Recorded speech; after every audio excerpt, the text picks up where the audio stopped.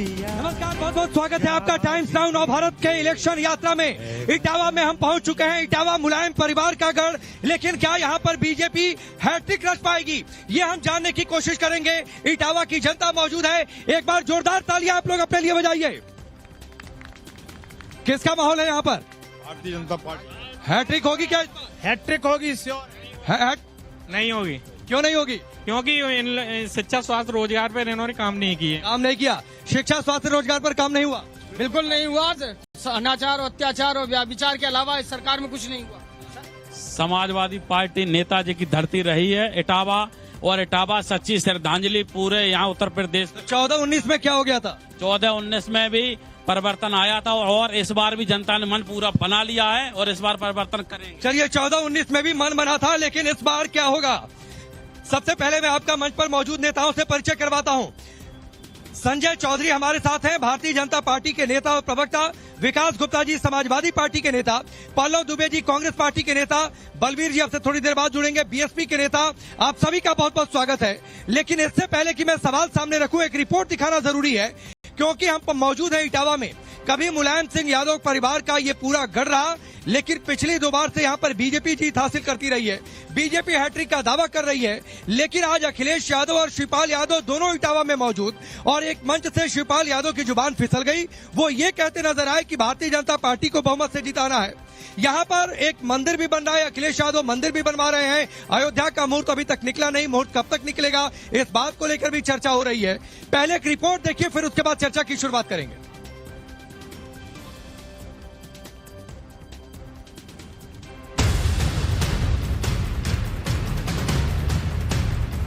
जिन्होंने कार सेवकों पर गोली चलाई, उनके बीच में और राम भक्तों के बीच में आपको चयन करना है।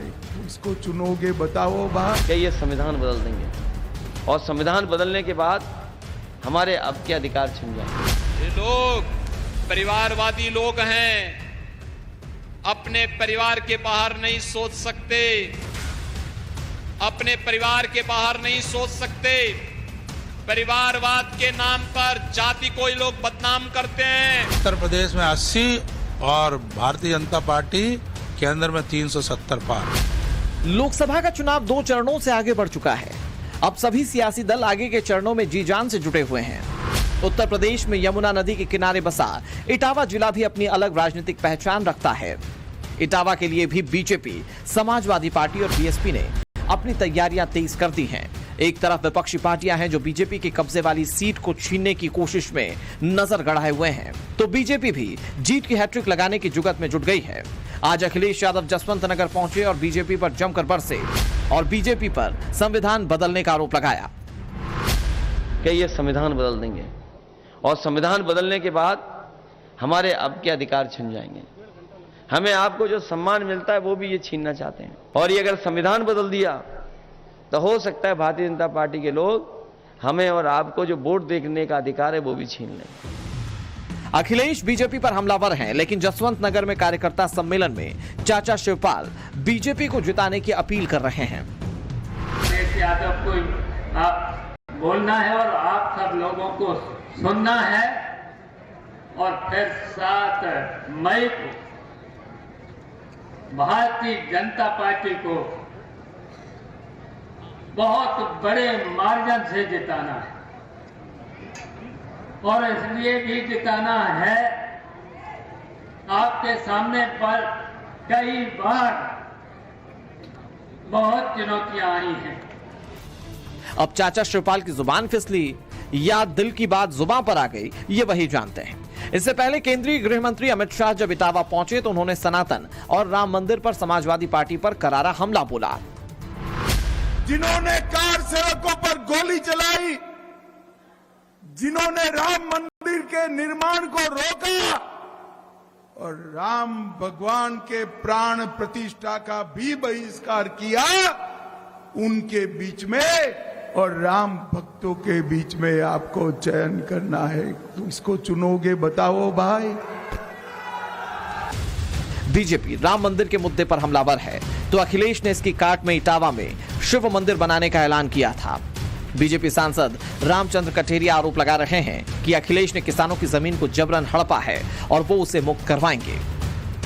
कोई मंदिर अंदर नहीं बनवा रहे, वो ढोंग कर रहे हैं, वो दूसरे की जमीन पर कब्जा करके बनवा रहे हैं। और हम जो है वो जो जमीन जो लोग हैं जिन काश्तकारों की, इन्होंने अपने मुख्यमंत्री काल में किसानों की जमीन पर जबरदस्ती कब्जा किया, उनके पैसे भी नहीं दिए। पहले तो मैं जमीन से मुक्त कराऊंगा।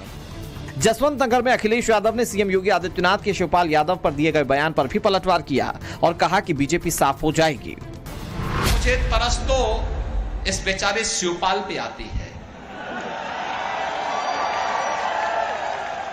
वो तो केवल जैसे सत्यनारायण की कथा में जजमान एक होता है, कथा सुनता है और बाद में अन्य लोगों को चूर्ण वितरण कर दिया जाता है।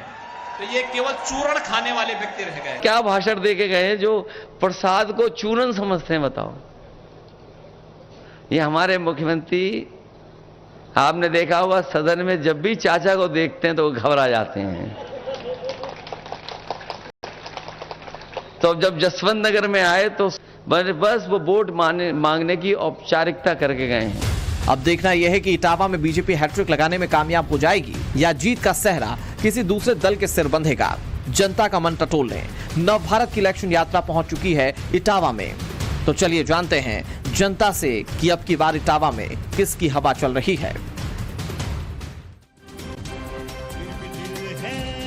हिंदुस्तानी फिर भी दिल है हिंदुस्तानी, फिर भी दिल है हिंदुस्तानी, फिर भी दिल है हिंदुस्तानी, फिर भी। तो चलिए ये रिपोर्ट आपने देखी और सबसे पहले मैं जनता के बीच में यहां से शुरू करता हूं एक कोने से। बीजेपी का मुद्दा यहां पर क्या है, राम मंदिर या फिर सपा की कमजोरियां? देखिए सर, मैं कुछ हटके कहूंगा पार्टी से। भाजपा ने यहाँ एक जो बहुत बड़ा व्यापार उद्योग चलता था वो खत्म कर दिया है। अब वो आप लोग जानते हैं, वो इधर जमुना चंबल के बीच में उद्योग चलता था। भाजपा के हम खिलाफ हैं, उस उद्योग को दोबारा पनपने का एक तो मौका दें। कौन सा, सीधा सीधा बोलिए ना भाई, ये जनता समझदार है। सीधा बोलिए, घुमा कर क्यों बोलते हैं? नहीं, पकड़ उद्योग एक था सब, पकड़ उद्योग खत्म हो गया। हाँ बोलिए। अपराध अपराध और अपराध। Heart of the city Islamia school के सामने जाने में अगर 11 बजे गाड़ी होती थी तो लोग 8:30 बजे चले जाते थे, क्योंकि वहां लूट हो जाती थी। ये तो सपा का गढ़ रहा है इटावा। सपा का गढ़ रहा है, लेकिन 2 बार से लगातार भारतीय जनता पार्टी जीत रही है। गुंडों का गढ़ रहा है, गुंडों का। यहाँ हमेशा से गुंडों का गढ़ रहा है और सपा का नारा था खाली प्लॉट हमारा है। ये कह रहे हैं खाली प्लॉट हमारा, इधर सपा के लोग हमारे, ये गमछा लगा के। हाँ, क्या पूछ रहे हो? राम क्या, वो उधर से कह रहे हैं लोग गुंडों का गढ़ है। ये कैसे बच गए?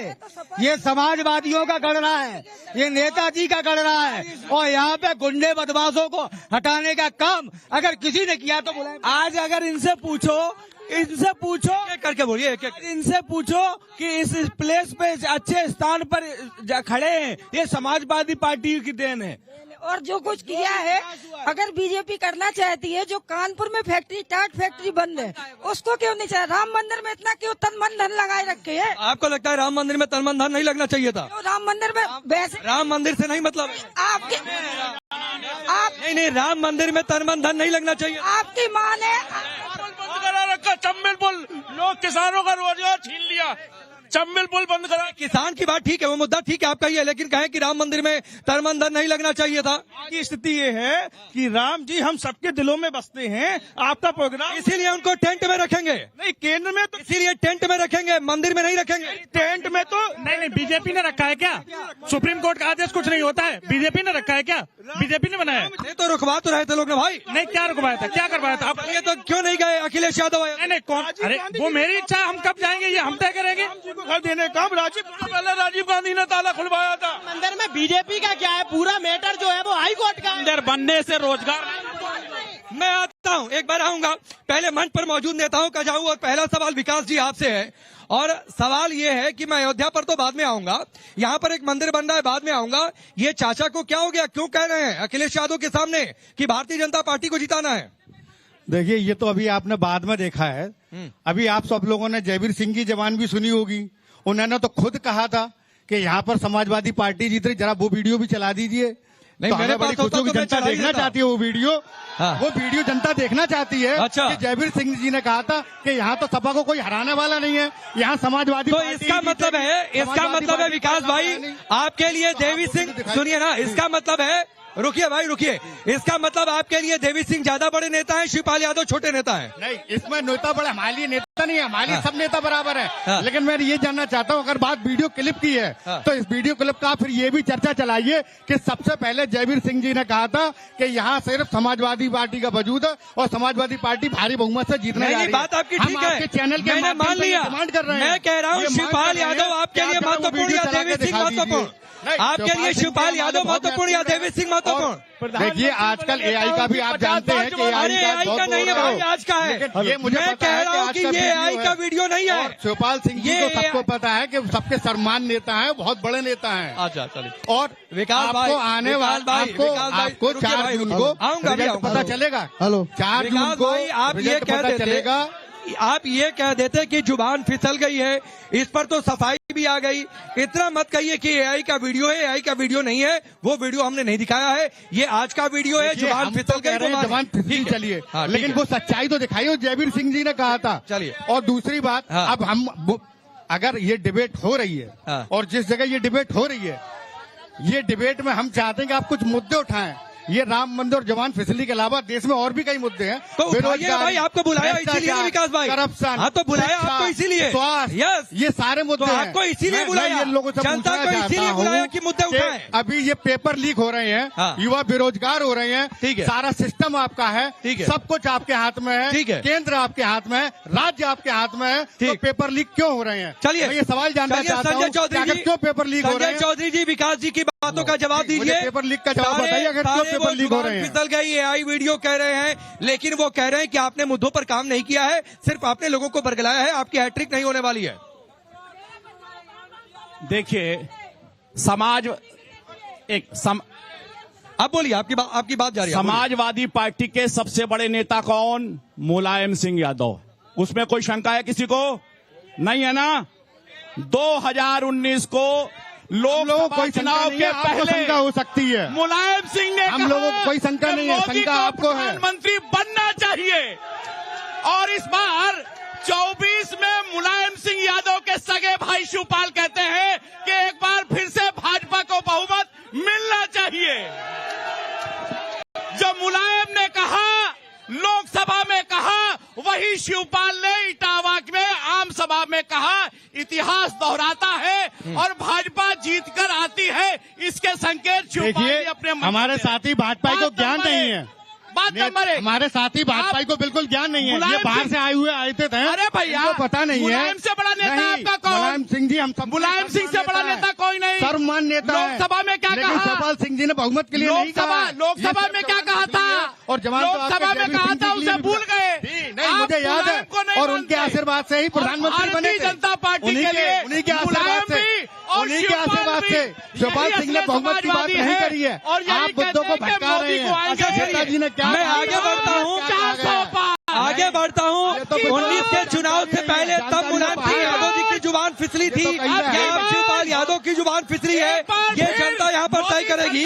लेकिन पल्लव दुबे जी, आपसे मैं सवाल पूछता हूँ, ठीक है, रुक जाइए। पल्लव दुबे जी, आपसे सवाल पूछता हूँ। एक तो यहाँ पर आप लोगों का स्टेक कितना है भाई? यूपी में स्टेक कितना बचा रह गया? 2 दिन है नॉमिनेशन के, हालांकि बीजेपी ने भी अभी नाम नहीं फाइल किया। राहुल प्रियंका लड़ रहे हैं, नहीं लड़ रहे हैं? अयोध्या जा रहे हैं, नहीं जा रहे हैं? यूपी में किन मुद्दों पर लड़ रहे हैं? यूपी में कम से कम कांग्रेस पार्टी साफ नजर नहीं आ रही है। अब लगता है आपकी आंखें अगर कमजोर हैं तो उसमें हम क्या करें, अगर आपकी आंखों में अगर भाजपा का सुरमा लग जाए। नहीं, मेरे आंखों में किसी का सुरमा नहीं है। मेरे आंखों में किसी का सुरमा नहीं है। मैंने अगर कहा कि राहुल प्रियंका, अगर रायबरेली अमेठी में क्लियर नहीं है कांग्रेस पार्टी का, तो मैंने ये भी कहा कि बीजेपी ने भी अनाउंस नहीं किया है। मैंने एक किसी का पक्ष नहीं लिया है। डिबेट नहीं करना चाहते हैं। हाँ। आपकी नजर में विकास पे आप राम पे डिबेट करना चाहते? कौन से राम पे आप डिबेट करना चाहते? आप यहाँ आते तो आप कहते कोवैक्सीन का कल जो मामला हुआ, 50 लाख लाशें इस पूरे देश में बह गई, जो इस देश में उनका मुद्दा आपने नहीं उठा पाए। आप कौन सा मुद्दा है? अरे भाई मुद्दा आप लोग उठाते हैं, आप बोलिए ना, आपको इसीलिए बुलाया ना पल्लव दुबे, आपको किसने यहाँ पर बुलाया? आपको मुद्दा उठाने के लिए बुलाया ना, तो आप रखिए अपनी बात। सुन लो, आप जहाँ भाजपा की स्थिति की बात करते हैं, उन्हें तो इस जिले का प्रवक्ता नहीं मिला, बाहर से आए थे प्रवक्ता लेके आए, से आए तो जिले का ही नहीं है, इनको जिले में नेता ही नहीं मिला है। और देखिए इस पार्टी मैं बता रहा हूँ, चलिए इस पर निशान बैलेट पेपर में नहीं मिलेगा। विकास भाई एक ये जवाब लेता हूँ, एक जवाब ये लेता हूँ। संजय चौधरी बात कर रहे हैं, मैं आपकी ही पार्टी का बता रहा हूँ, आपकी ही पार्टी पेपर में। अरे भाई मेरा भी सिखाएंगे। अच्छा ठीक है, मैं एक कौन प्रत्याशी बैलेट पेपर में निशान भी नहीं है तुम्हारा दोस्त, क्या बात करते हो? आप तो है ही नहीं कांग्रेस का जन्म यहीं से हुआ, इटावा से। इस पैनल में मैं आगे बढ़ता हूँ, मैं आगे बढ़ता हूँ। बहुत मजबूती से चुनाव लड़ रहे हैं। विकास भाई और पल्लव जी, आपने एक मिनट संजय चौधरी, आपने एक बात कही, पार्टी की वित्त मंत्री हैं। हेलो, आपकी आप एक बात बताइए, निर्मला सीतारमण जी के पति ने कहा है कि इलेक्टोरल बॉन्ड दुनिया का सबसे बड़ा घोटाला है। नहीं आप बीफ का विरोध करते हैं और बीफ खाने वाली तो भाई कोर्ट में जाइए ना, इलेक्टोरल बॉन्ड घोटाला है तो कोर्ट में जाइए, साबित करिए, कोर्ट में जाइए, साबित करिए कि इलेक्टोरल बॉन्ड घोटाला है। यहाँ बोलने से कुछ नहीं होता है। चलिए एक बलवीर जाटव जी, फिर मैं आप लोगों के बीच आऊंगा। आप लोग इटावा, रुकिए, एक आप लोगों के मतलब की बात है। बलवीर जाटव जी, आप लोग इटावा के चुनावी मैदान में जीतने के लिए है कि हराने के लिए है समाजवादी पार्टी को, ये आप लोग पहले आपसे ही मैं चाहता हूँ, आप ही ईमानदारी से व्यवहार करें। वो उनका गठबंधन है, आप दोनों को बुलवा रहे हो, इधर बुलवा रहे हो, आप बोलने का मुझे टाइम ही नहीं दे रहे हो। अरे तो आया तो नहीं, नंबर आता है, गठबंधन है, उन्हें कम टाइम दो। आया तो एक ही बात कर रहे हैं दोनों लोग, एक ही बात कर रहे हैं। बोलिए दोनों लोग एक ही बात कर रहे हैं। बलवीर जाटव जी, आप खुद कार्यक्रम में देने से आए, आप सुनिए, आप खुद कार्यक्रम में देने से आए। मेरी सुनिए, आप सुनिए, की बी टीम है। अगर आप माननीय शिवपाल सिंह जी यादव बात कर रहे हो, वो तो पहले से सबके आवाज छीने जा रहे थे, सुन लीजिए, सबके आवाज छीने जा रहे थे, उन्हें आवाज दिया जा रहा था, वो तो भाजपा से पहले से मिले ही हुए हैं। शिवपाल सिंह जी से भाजपा से पहले ही मिले हुए, सबके आवाज छीने जा रहे थे, उन्हें आवाज दिया जा रहा था। और माननीय मुलायम सिंह यादव जी सदन में कह रहे थे कि भाई हम दोबारा प्रधानमंत्री चाह रहे हैं। और दूसरा, आप देखो, आप गुंडागर्दी की देख लीजिए, सपा के लोग तो गुंडे हैं ही, ये भाजपा के महागुंडे बनना चाह रहे हैं। सेंगर का देख लो, पूरा परिवार बर्बाद कर दिया विधायक ने। वो हाथरस वाला कांड पता है आपको? हाथरस में क्या किया था? अंतिम संस्कार जब भी होता है तो हिंदू धर्म में कभी भी किसी को रात में नहीं जलाया जाता है। वो गुंडों की सरकार, भाजपा कम गुंडे वाले नहीं है, महागुंडे हैं ये भाजपा के। ठीक है सर, हर कोई एक दूसरे को गुंडों की पार्टियां कह रहा है, इनसे बड़ा कोई गुंडा नहीं है। जो बात शिवपाल सिंह यादव जी की कर रहे हैं, चाचा पहले ही दिखा चुके हैं कि उपचुनाव में क्या हुआ था, और वही मैनपुरी में उससे ज्यादा होने जा रहा है। दिखाएंगे। आज राजनगर की मीटिंग में उनकी जबान बदली, लेकिन उसका उन्होंने खंडन किया। शिवपाल सिंह समाजवादी है, जगह के हैं समाजवादी पार्टी के। अटल से स्वर्ग से अटल जी रहे निहार, मोदी अब की बार जयो हार, और 400 छोड़ो 400 नहीं पार। मेरा सवाल बीजेपी के प्रवक्ता से यह है कि कोविशील्ड बनाने वाली कंपनी ने जो इलेक्टोरल रूप के रूप में जो चंदा दिया है बीजेपी को, और अब वही कंपनी यूके में हलफनामा कोर्ट में देती है, वो कहती है कि इसके साइड। अरे वो कंपनी नहीं भाई, वो कंपनी अलग है, एस्ट्राजेनेका, और यहाँ अलग है, पुणे का सीरम इंस्टीट्यूट। 80 करोड़ लोगों को वैक्सीन लगे हैं, 80 करोड़ लोगों को देश की जनता। तो हिंदुस्तान में कोई शिकायत आई क्या? हिंदुस्तान में किसी को साइड इफेक्ट आया? हिंदुस्तान में किसी को साइड इफेक्ट आया? 80 करोड़ लोगों की, हिंदुस्तान में किसी को 80 करोड़ लोगों को मानने की बात करी जाए, देश में व्यापार की बात करी जाए, भाजपा की सरकार में ना रोजगार मिला है। सवाल है कोई, वो पूछिए। कोविशील्ड की बात कर रहे हैं, जो आजकल आप देख रहे होंगे, शादी में नाचते नाचते 18 साल के, 16 साल के, 8 साल के बच्चे की जो डेथ हो रही है, इससे पहले तो नहीं होती थी। हाँ, कोविशील्ड और वैक्सीनेशन। सवाल पूछिए ना, अगर कोई सवाल है तो पूछिए। तो वही हम पूछ रहे हैं कि जब वैक्सीनेशन हुआ है, आप ठीक है, संजय जी जवाब दीजिए। अब आपने पूछा, जवाब लीजिए ना, रुकिए, जवाब। इन्होंने कहा शांत रहेंगे तो जवाब सुनाई देगा, शांत रहेंगे तो बोलिए। इन्होंने कहा 16 साल और 18 साल का बच्चा डांस करते हुए मर रहा है। आप बताइए, कोविशील्ड लगाने की बेसिक उम्र क्या थी? क्या थी उम्र? और कोविशील्ड 2 साल पहले लगा, यानी कि 16 साल के बच्चे की उम्र 14 साल नहीं होगी। 14 साल के बच्चे को कोविशील्ड नहीं लगता। जानकारी दुरुस्त कर लो। ठीक है, इधर से इधर जानकारी दुरुस्त कर लो, तब प्रश्न मैं बस इतना कहना चाहता हूं कि आज भाजपा की सरकार है, इसीलिए आप ये कार्यक्रम आज यहाँ कर पा रहे हैं। अगर इनकी सरकार होती तो आप ये कार्यक्रम यहाँ ना कर। नहीं, मैं पहले भी कार्यक्रम करके गया हूँ। इटावा में मैं पहले भी आ चुका हूँ। गली मोहल्लों में होते थे, नहीं पड़ती बहुत थी। ही अच्छे मतों से जीतेंगे और भारतीय जनता पार्टी की सरकार 80 मत पकड़ रहे हैं। अभी मोदी जी 5 तारीख को आ रहे हैं बर्तना में। अरे 5 को अयोध्या में, 5 को अयोध्या। अरे 2 मिनट, तुम 2 सरकारें रही कांग्रेस की और सपा की। इटावा में 5 नदियों का मेल है। पंचनदा का निर्माण नहीं किया, वो किया तो बीजेपी ने किया। कौन सा? विकास जी जवाब दीजिए, विकास जी जवाब दीजिए, जवाब दीजिए। ये एक और जुमलेबाजी पे आ गए हैं। इस जगह का निर्माण किसने किया? नुमाइश चौराया, इटावा में जितनी सड़कें, जितने चौराहे, कालीबान, शमशान घाट, ये सब आप जाके देखिए। 10 साल में आप एक उपलब्धि गिना रहे हैं। 10 साल में आप एक रामनगर फाटक का ब्रिज चालू नहीं कर पा पाए, भिंड का पुल चालू नहीं कर पा पाए। भाजपा से मेरा ये सवाल नहीं जोड़ पा रहे हैं आप मुझे बताइए, यूपी टेट की परीक्षा अभी तक 1 साल से क्यों नहीं आई सरकार? बोलिए संजय चौधरी जी, यूपी टेट की परीक्षा क्यों नहीं हो रही? देखिए ऐसा है, बेसिक चीज समझो। समाजवादी पार्टी की 5 साल की एक मिनट सुनो, समाजवादी पार्टी 5 साल के अंदर 2 लाख साल के अंदर नौकरियां देते हैं। ये बताता है नौकरी बिकती नहीं है। अब नौकरी बिकती नहीं है। पार्टी का नेता नहीं हूँ मैं, सर जनता हूँ। मैं सर बेरोजगार हूँ, मैं पैसे दूँ। आप कैसे से लग रहे हैं सर? रामशंकर कनेरिया इटावा के विकास प्रतीक है। सैफई राज परिवार की महिलाएं धूप में खड़ी रहती थी, बच्चे खड़े रहते थे। ओवरब्रिज का निर्माण, चाहे सड़कों का जाल हो, चाहे एक्सप्रेस वे का निर्माण हो। सवाल है इधर किसी के पास, नारी शक्ति का सम्मान, सुरक्षा और स्वावलंबन की रक्षा किसी ने की है? तो भारतीय जनता पार्टी की सरकार ने की है। अगर ये सरकार नहीं होती तो आज देश की गौरवशाली संस्कृति रक्षा कर रहे हैं। भारतीय जनता पार्टी ने मोदी जी के नेतृत्व में देश में एक विधान, एक निशान और एक प्रधान की जो बात कही है, वो भारतीय जनता पार्टी ने, जो 1951 से जनसंघ के समय से भारतीय जनता पार्टी का मुद्दा था हमारे देश में। कश्मीर, मैं दुबे जी से पूछना चाहता हूँ, दुबे जी बोल रहे थे कि राम मंदिर में आपकी आस्था नहीं है क्या? बोलिए पल्लव दुबे जी, ये आपकी आस्था पर सवाल उठा रहे हैं, पूछ रहे हैं राम मंदिर अयोध्या में आपकी आस्था नहीं है क्या? ये इनका सवाल है। हमारी आस्था में है या नहीं है, नहीं है, लेकिन राम मंदिर हमारी राजनीति का विषय नहीं है। ये नरेंद्र मोदी राम के नाम पर राजनीति करते हैं, ये राम के नाम पर रोटियां खाते हैं। और इनके नाम सुनिए, मेरी तो सुन लो यार, अपनी कहने के लिए आए हो कि मेरी सुनने के लिए आए हो? क्या अगर इन्होंने ये कहा था कि राजीव गांधी ने ताले खुलवाए, राजीव गांधी की आस्था थी, तो इनकी आस्था क्यों नहीं है? ये राजीव गांधी से बड़े नेता है क्या? दुबे जी मैं पूछना चाहता हूँ आपसे कि आप कह रहे थे कौन से रामचंद्र के